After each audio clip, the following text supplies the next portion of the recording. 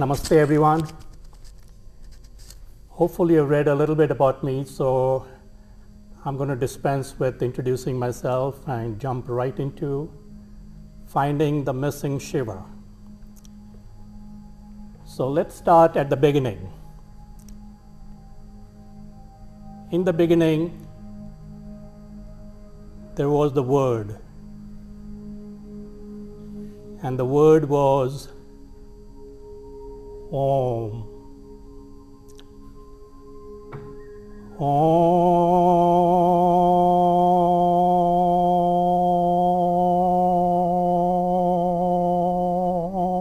Stay with the vibration.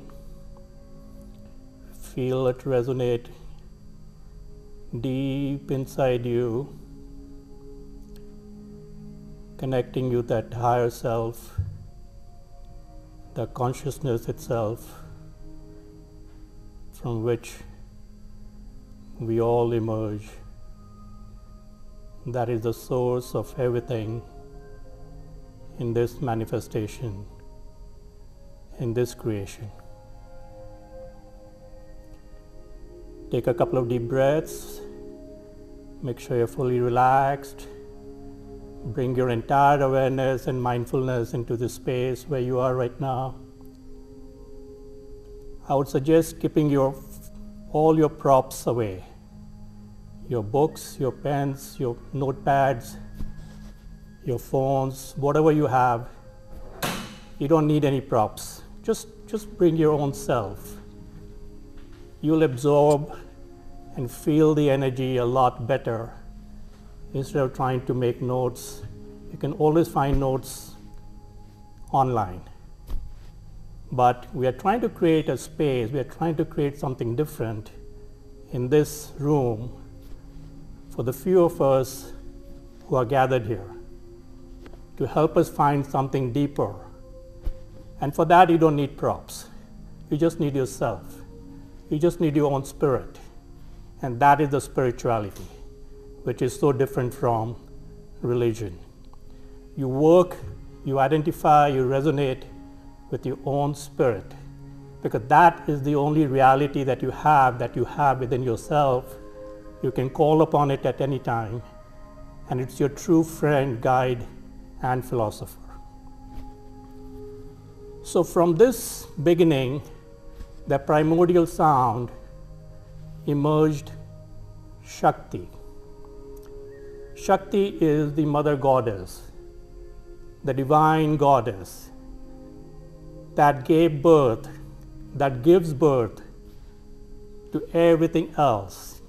From her womb emerges the entire manifestation. Shakti means power. She truly has that power to create on her own. She does not need anyone else. She does not need any other energy to create whatever she wants to fulfill her own wish. But the laws of nature, universal laws of nature, are based on duality. Advaita.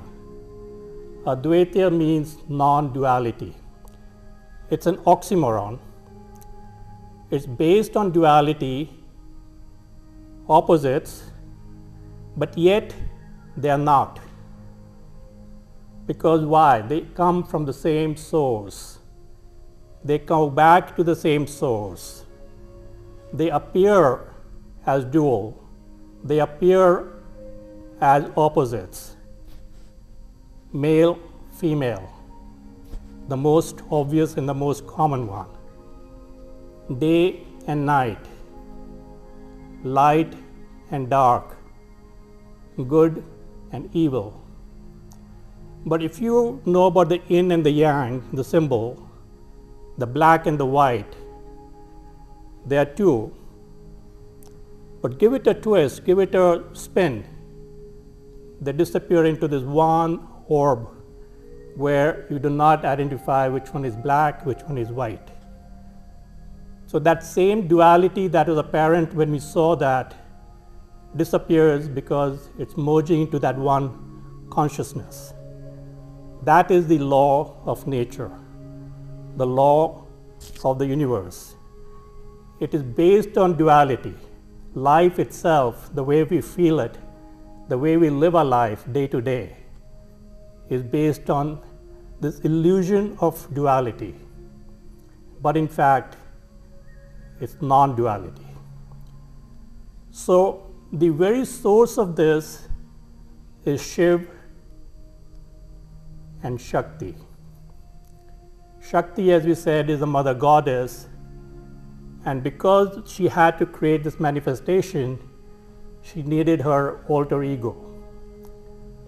And she created, or Shiva emerged from this Shakti. From the womb of Shakti appeared Shiva. Her consort, her alter ego, her opposite, her lover, and they together, Shiva and Shakti, created this entire manifestation. And everything that emerges, everything that we see, the entire creation, is based upon the union of the Shiva and Shakti. So if that is the law of nature, if that is how we understand life to be, what do I mean by missing Shiva? Just look around yourself right now. There are very few people, but we have two Shiva and myself. You have been downstairs in the expo. You go to a lot of these gatherings at many places. What do you observe? Anyone? What do you observe over there? All of you are hopefully vibrating at a much higher frequency. You go to these places, what we call satsang, the gathering of those who are pure, who have a higher consciousness. But there's something missing over there. What's missing?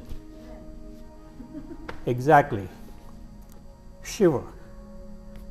That same primordial male energy that came from the Shakti is missing. We see that all around us, but yet they are there. It is there, right? It's not like they're not there. The male energy is very much present, it's very much there. So what has happened? They've taken a different turn. That male energy, Shiva, that is supposed to be besides and along with Shakti, to be her companion, to be her lover, to be her consort, to be her alter ego, has lost himself on a different path altogether. In the last 100, 200, 300 years. And that's the crux of the problem, the consequences of which we are facing today in our life, in this world, everywhere around us. It's the problem of the missing Shiva. The male energy is there, but that pure, primordial, divine Shiva energy is what is missing. So you can imagine now, we started with the law of nature, which is based on this balance and harmony between the opposites. That's the way the creation is, that's the way the manifestation is. And now Shiva is missing. So what's going to happen? Very obvious. There's going to be disharmony, there's going to be lack of peace, there's going to be all kinds of problems because it's out of balance. Anytime you take anything out of balance, it creates an upheaval. It creates a problem for everyone. So you look at the history of mankind just in the last 100 years, just before World War I, 120 years maybe, and just chart for yourself what has happened to us, to mankind, to this planet Earth in these 120 odd years. You don't even need to go any further.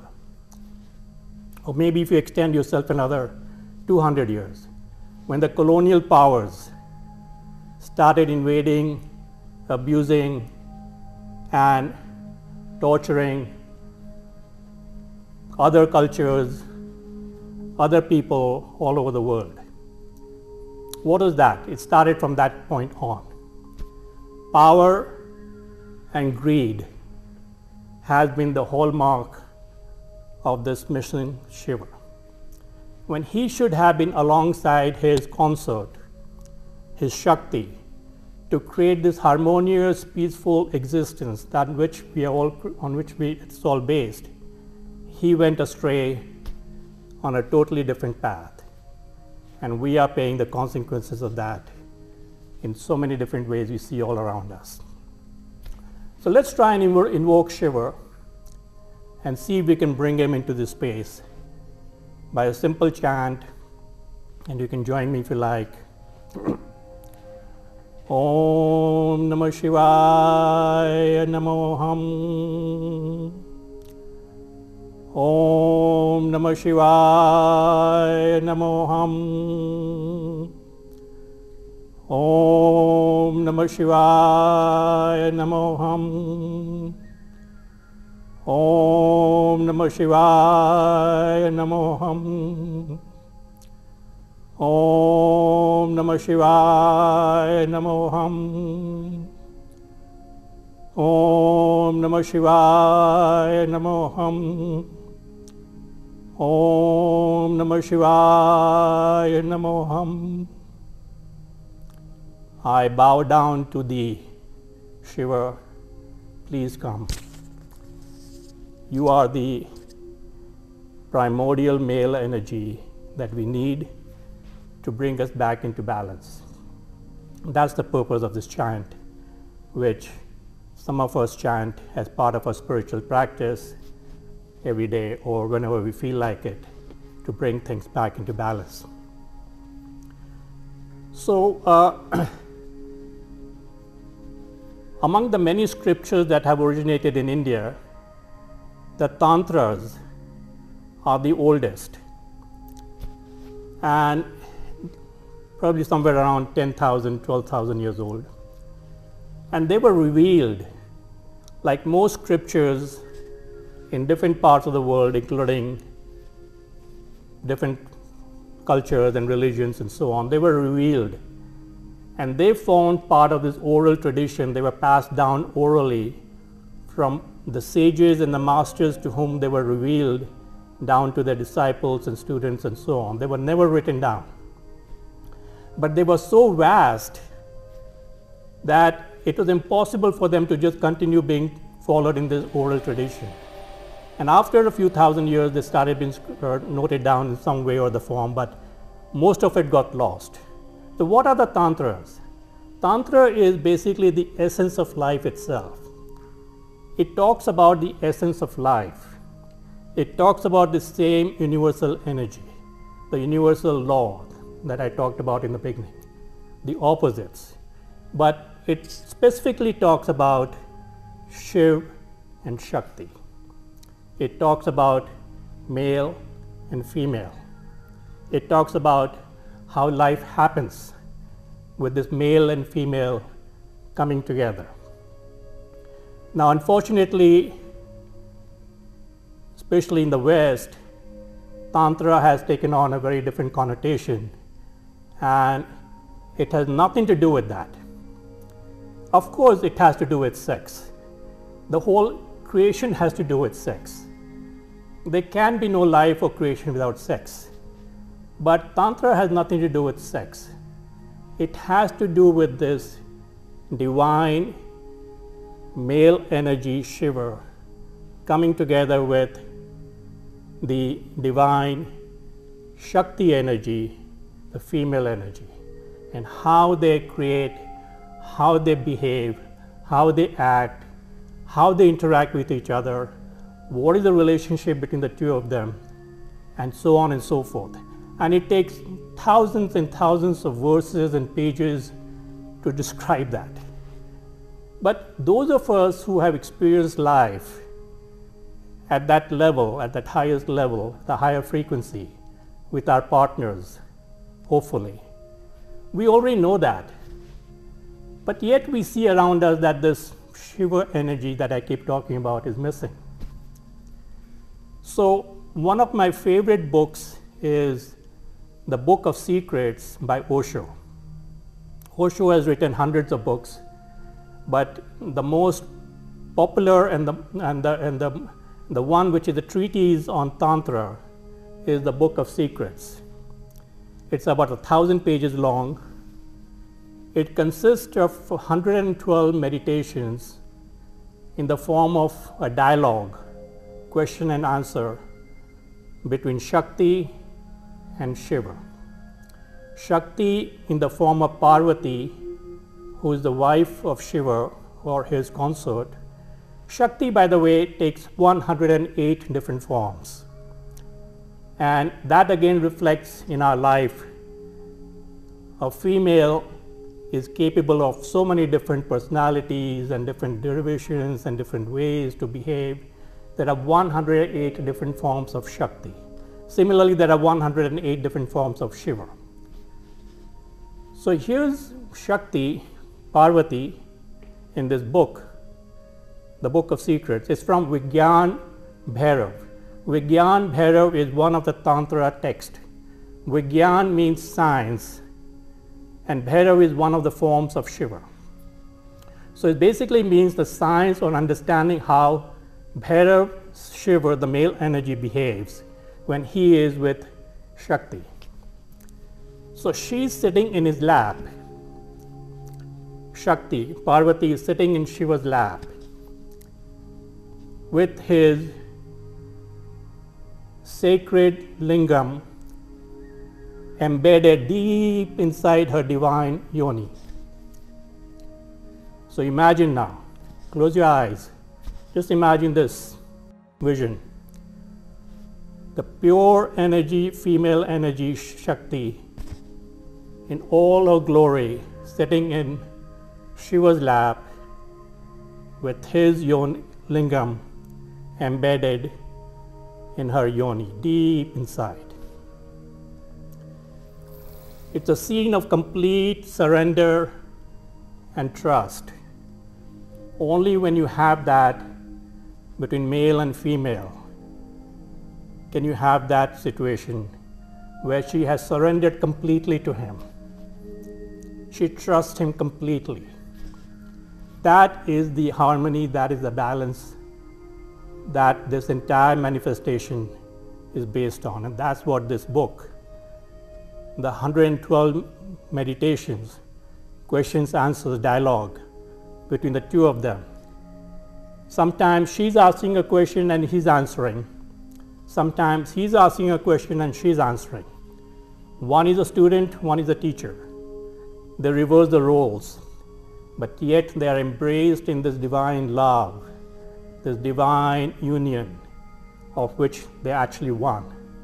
So that symbol again of the yin and the yang perfectly personifies this scene of Shiva and Shakti together.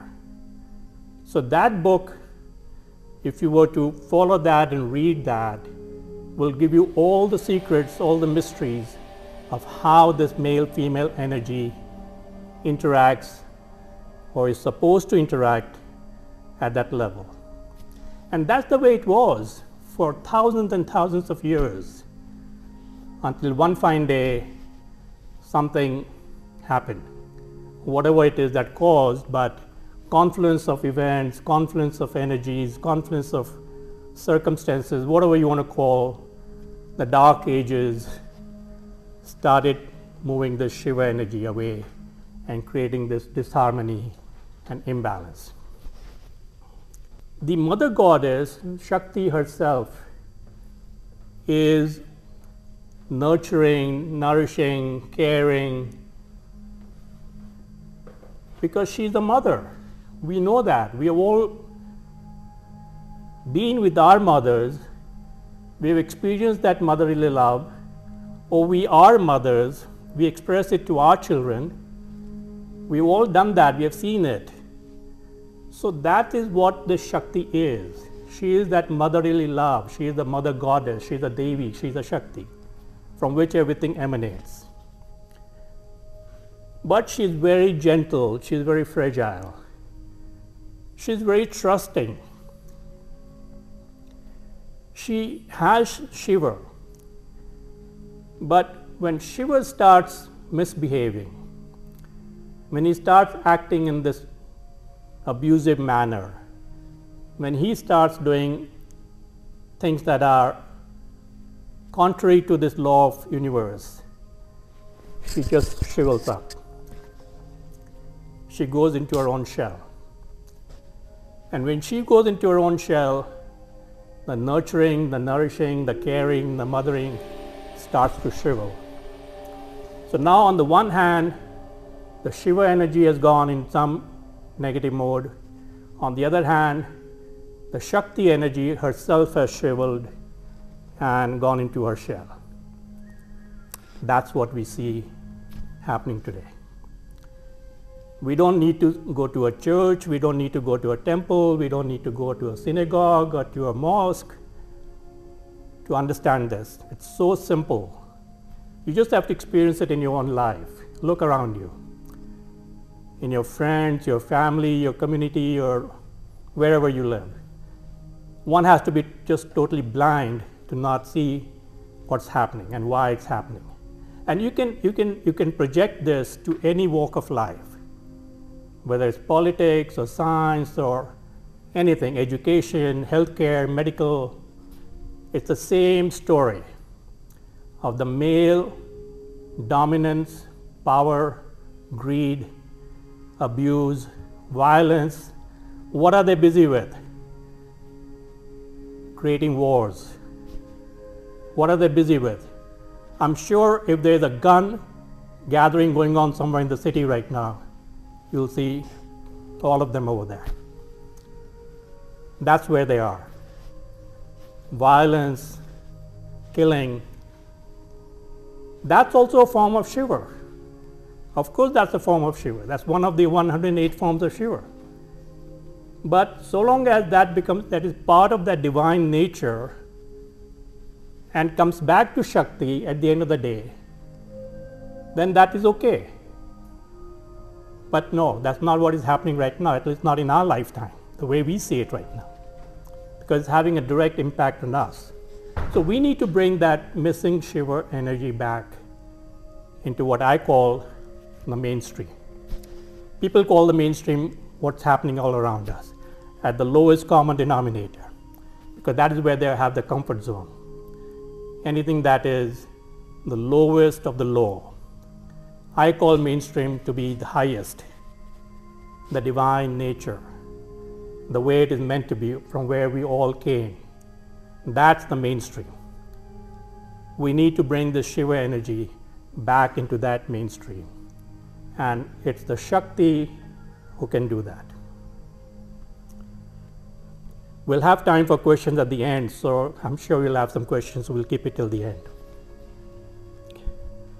So if you actually see around the world, if you follow the politics of different countries, again, you just have to be observant. You have to follow the news to some extent, not all kinds of news, but there are many countries in the world today, even today, Germany, New Zealand, Iceland, Norway, a few others in Europe, even in Asia. And the other day I found there was one country, I forget which one, in Africa, that have women leaders. They have elected women as their prime minister or president. And you look at those countries. New Zealand, about a year ago, they had that big terrorist attack, if you remember. And what did she do? You remember that event? She went out to the site where hundreds, I don't know how many people were killed, terrorized, and she embraced all those who were there.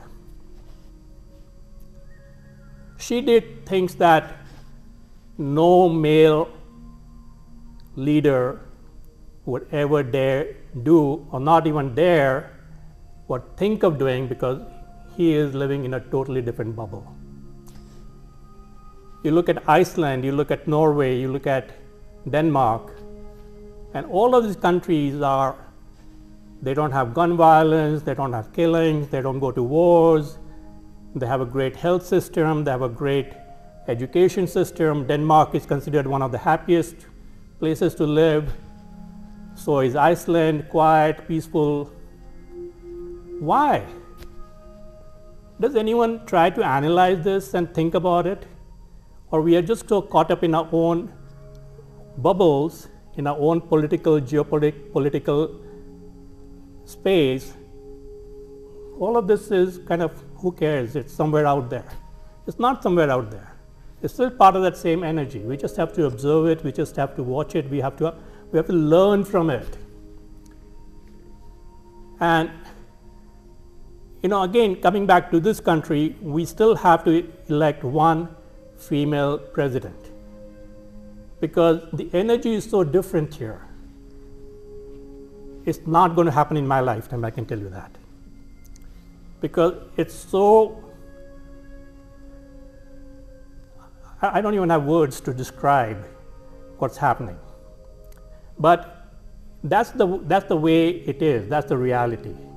And we have it within ourselves, each one of us, to change that in our own little way, to create the space, the energy, to change and bring the Shiva energy back. Because only when the Shiva energy is going to come back and be in balance are things going to change, not otherwise.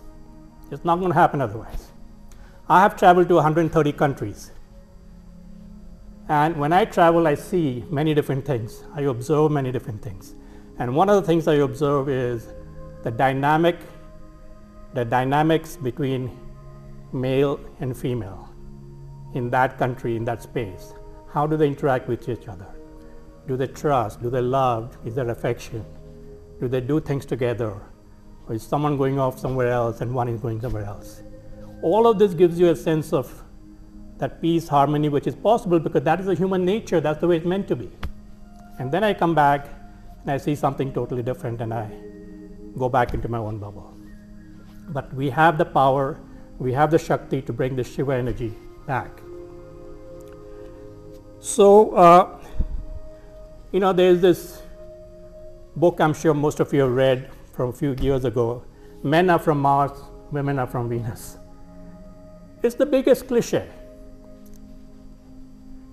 I mean, who needs to read a book to tell us that men and women are different? You don't need a book for that. You have your own life experience. You have everything around you. You have your father, you have your son, you have your brother, you have your uncle, or the opposite. You experience it every day, that the opposite gender is different, because that's the way it's meant to be. In every way possible, biological, sexual, emotional, physical, mental, in every way, men and women, male and female, Shiv and Shakti are different. But guess what? Women are trying to become like men. And that's the second crux of the problem. And we'll come back to that in a few minutes. So forgetting this cliche and accepting the simple fact of life that women and men are different, and accepting that, understanding that, and going deeper into that. So if women have their cycles, men wonder, what's going on? Well, what they don't know is men have periods too. Men have periods too. They go through the same cycle, the same lunar cycle that applies to every woman, applies to a male as well. I keep a diary, some kind of a notation, just like women do. And once a month, on a regular basis, 1 day, 2 days, I'm in that same situation as my Shakti is feeling down, energy is low, having some headache, don't want to get out of bed, all of the same symptoms that it manifests in a different way, but it does. So if you were to synchronize yourself with the lunar cycle, just like women do, you would understand what's going on with men, with women. Men would understand.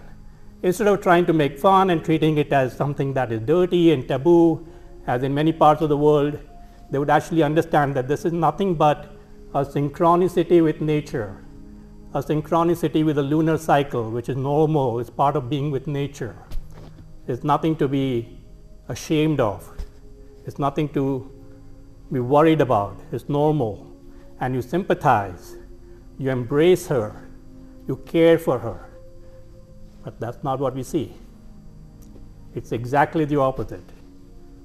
So you extend that differences between male and female to, like I said, every other aspect, emotional, mental, and everything else, and you start to see the differences. So you accept that, you embrace, you love her more, you don't run away. She's your alter ego. Now the problem I face in my workshops or wherever I talk is that my talk is geared towards Shiva energy, towards men, but they don't come. Women already know that, what I'm talking about, most of you. Men don't, but they're out playing golf. They're out doing something else. This is not of much interest to them. Why? Because they are scared. Men are actually scared of this divine female energy. Why are they scared? Because they are weak. They have put on this facade of this physical prowess, the physical strength that they think they have to overcome anything that comes in their way. And because they think with their penis, that's all that they care about. That anything that can be done to empower themselves, to overcome, control, is what they're interested in. They're not interested in nourishment, they're not interested in nurturing, they're not interested in taking care of their Shakti, they're not interested in how she's feeling, what's going on. They are scared. Why? Because they know deep inside that she will take care of them. She will change their ways. Just like a mother is taking care of her children and putting them on the right path, giving them the right education, making sure that they don't go astray. Every Shakti has the power to do that. And that's what they are scared about. They don't want to do that. So they stay away. That's the problem. And what has happened is that women in the last 100, 200 years have allowed this to happen. So how did they allow this to happen? What has happened actually? As I said a little earlier, since they started feeling this abusive power from their male counterpart, from their partners, from their spouses, from their male Shiva, they said, okay, I'll become like you. I'll become like you and see what happens. So they started wearing pants. Again, if you look at history and if you look at mankind, you look at all over the world, you look at different cultures, different countries, even today, different tribal cultures, native cultures, including my own country, India, most of Asia, women do not wear pants. Because the pant imprisons their chakras. The Kundalini is sitting right at the lowest chakra, in the Swadhisthana chakra, the base chakra. And the Kundalini is the symbol of female energy deep inside her. So if you're going to imprison that Kundalini energy, it has no chance of even rising up. You put it in a prison. You've fallen right into the bait that the male energy has thrown at you. Okay, come, be like me. And that was the beginning of the downfall. From there came bras, came panties, came underwire bras, and everything that could happen to the female, divine female form that was meant to be godly and divine changed so that they could become like men. They started being ashamed of their own figure, the godly figure of the goddess. They wanted to become like men. And men were happy. Why would they not be happy? They are becoming like men. We are more powerful. More power to us. They wanted to break the glass ceiling. They started succeeding breaking the glass ceiling to do what men do. Have you ever heard of anywhere men wearing skirts, men saying, I want to become like a woman, a man saying, oh, it would be nice to get pregnant? Have you heard of that? No. But women want to do that. They want to stop their menstrual cycle artificially. They want to not be impregnated.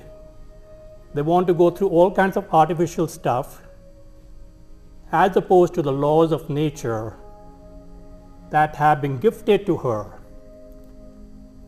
for her to be in this balance. So now you have so many different things going on all around us that the entire creation, the entire manifestation is topsy-turvy. Totally out of balance, totally out of harmony, totally out of peace. No one knows, male, female, who's who, what's the gender roles, what's going on. It's totally messed up. The laws of nature are not being followed. So sure enough, nature is going to pay back in what we see in different ways when you create this disharmony all around. What makes me stand here and say all these things? Who am I to talk about this? I'm a Shiva. But from my birth onwards, okay, before that, there are three kinds of knowledge. There are three sources of knowledge through which we live our life. The most common one is what we gather through reading, listening, watching, what we learn in school, classrooms, college, education. It's the most basic form of learning. But all of that is second-hand, meaning it's someone else telling you something. And you read, you try to listen, you try to watch, but it's not you. You may not like it, you may not agree with it, but you are still, that's your basis, that's your foundation. Something that someone is telling you what you read. I was a voracious reader until my 40s. I would read all kinds of books, fictions to start with, and then philosophy and spiritual, but it was someone else's experience, someone else's knowledge, not mine. The second level, the second source of knowledge comes from experience. What you actually live day to day, that you actually experience yourself, you feel. You smell a rose. Someone tells you a rose smells so good, it smells so beautiful. Okay, maybe that's someone else's experience or knowledge. I read about it, but I smell the rose. It becomes an experience. You take a blind man and try to explain to him what light is. Maybe he has no idea. what you're talking about. He can listen to you, but he'll have no idea what is light. And then if by a miracle his eyes open up one day and he sees light, that is real. So that is the second level experience which speaks louder than words. You don't need any words because you've experienced it yourself. The third and the highest is through revelation, inspiration, intuition. What a lot of people who have gathered today in the expo, in these similar kind of gatherings, who are readers, channel healers, they don't have books, they don't have anything else. They have direct access to something higher, to the higher consciousness, that source that we started with. They have access to that. That is revelation. All the scriptures, the major scriptures of the world were revealed to the masters and the sages and the teachers through their years of meditation and penance and practice. That was the divine knowledge. That is the highest. And that stays with you, and that becomes part of you because that's what's connecting you to the highest level. So the first level is information, what we typically call education, secondhand. Then comes experience, your own personal experience and that, and then you go to revelation. So I was born, my experience of this, what I'm talking about, as the youngest of 8 children. My mother got married at the age of 16. She was not educated. She barely went up to 4th grade, I think. It was not common in those days in India. She had 5 daughters and 2 sons before there was a gap of 6 years from my next older sibling, and then I came along. It was a tantric, orgasmic experience for me with my mother.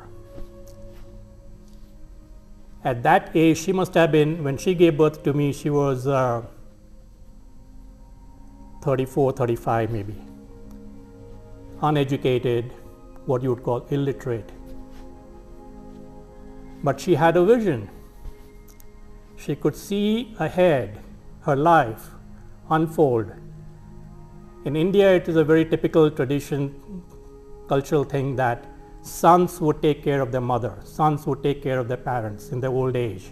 There's no concept of old age homes or, all of that. It's something that is part of the tradition, really.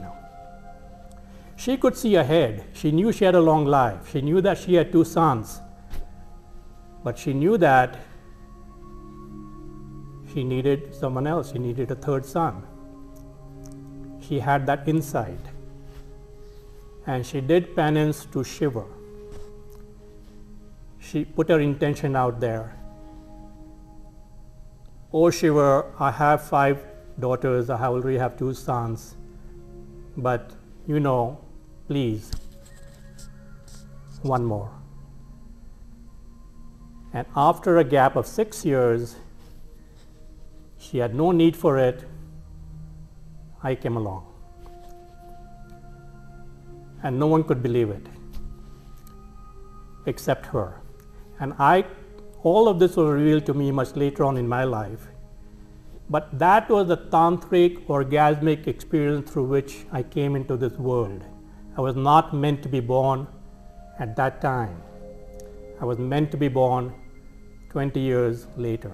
That's a separate story, some other time, some other forum. But she had this intuition because she had this direct connection with Shiva and the higher consciousness to see for ahead, and she was able to do this. And sure enough, in the last 9 months of her life, when she was almost bedridden, she was 84, I came back. She was in India, I was here. I went back. I knew what was going on, and it was part of my revelation, part of my spiritual journey. Last 9 months, she and I became one. She started breathing through me, she started living through me, she started eating through me. She started, every part of her body, her every organ started failing gradually, and it started functioning and happening through me until the last breath. So the first 9 months of my life I spent with her caring, nurturing, nourishing me deep inside the womb. And the last 9 months of my life, of her life, the roles were reversed. That was my tantric experience with my mother. The most profound I've had in my spiritual journey so far. And that is something that then led me to the Shakti Sadhana. Shakti Sadhana is the practice, spiritual practice. Sadhana is spiritual practice. A complete surrender to the Shakti energy, which was my mother. But beyond that, I was blessed. I have always been blessed in my life. 5 sisters. My mother had 5 sisters, so 5 aunts. My father had 3 sisters, so 3 more aunts. 2 grandmothers. Many of their spouses, my brother's spouses, and so on. I have 8 nieces. I have been surrounded, I have been blessed with the Shakti energy my entire life. And I feel incomplete if I'm not with that energy in some way, shape, or form. Because I know that that is my alter ego. I cannot be without her. That is that balance, that is that yin and yang that I keep talking about. The divine and the sacred, Shiva and Shakti together. It doesn't matter what form it takes, sister, mother, wife, spouse, partner, girlfriend. It is the pure Shakti, female divine energy that has no names, it has no form. It's just pure energy, motherly, nourishing, nurturing. And that's what today's Shiva is missing, does not understand, has no idea about. And that's why you're paying a price for what's happening. So what do? As I said, it's up to each Shakti, each of you, each Shakti present here, and to extend that, to bring him back into the fold. Find your own way to do that. You have that motherly instinct inside you. You don't want to be like him. You don't want him to be like you. You want to be yourself. Be yourself.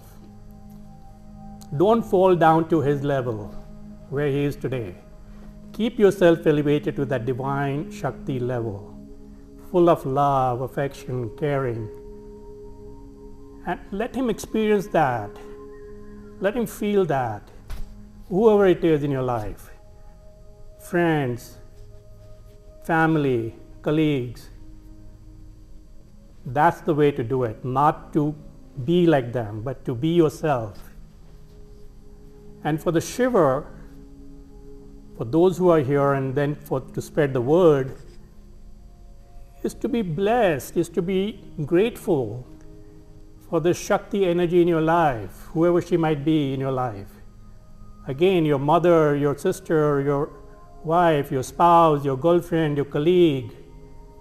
She is the source, she is the reason why you are. Embrace her, love her, bring her into your fold.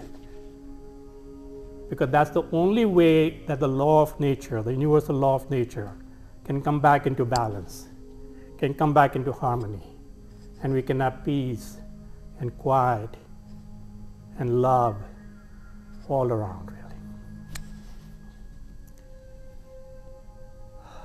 Take a few deep breaths.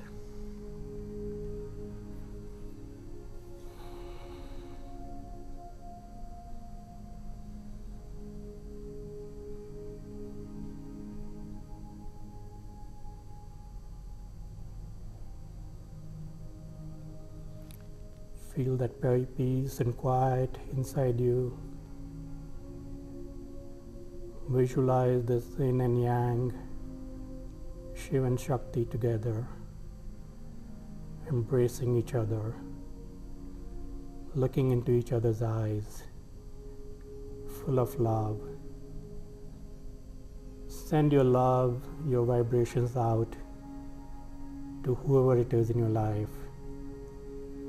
Let him feel, let her feel the vibration, no matter where he or she is. And feel the beauty of this entire life, this creation, this manifestation.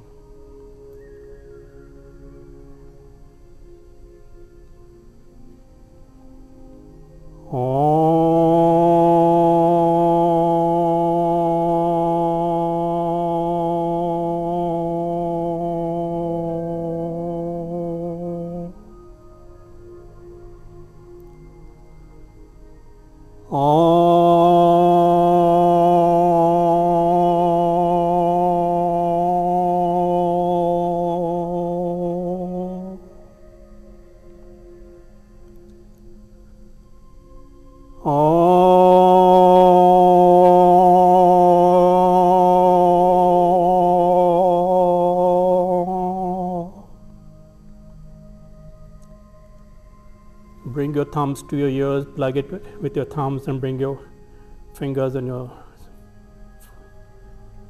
and feel the vibration, hear that sound deep inside you. That's the Brahmand.